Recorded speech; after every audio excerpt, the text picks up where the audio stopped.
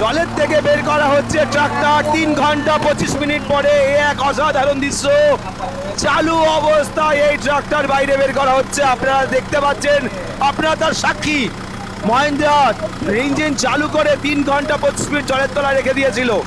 জলের তলা থেকে বের করে এখন এই ট্রাক্টর চালানো হবে। ইঞ্জিন থেকে ধোঁয়া বেরোচ্ছে এবং এই ট্রাক্টর এখন বাইরে বেরিয়ে চলবে।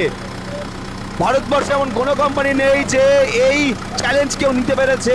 মহেন্দ্রা চ্যালেঞ্জ নিয়ে দেখিয়ে দিল। আপনাদের কমেন্টের জন্যই, আপনারাই কমেন্ট করেছিলেন যে এই ট্রাক্টর ওইভাবে জল ছিটিয়ে লাভ নেই, জলের তলায় চুবিয়ে দেখানো হোক, হয় কিনা। তাই 3 ঘন্টা জলের তলায় রানিং অবস্থায় চুবিয়ে রাখা হয়েছে।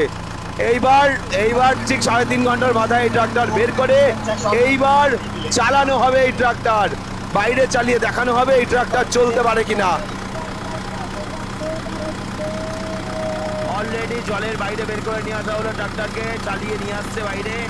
তো এই ট্রাক্টর এইবার চালিয়ে দেখা হবে বাইরে এ চলতে পারে কিনা। এই দেখুন অলরেডি ড্রাইভার চালিয়ে ট্রাক্টরকে বাইরে নিয়ে আসছে এবং ট্রেনটা খুলে দিচ্ছে।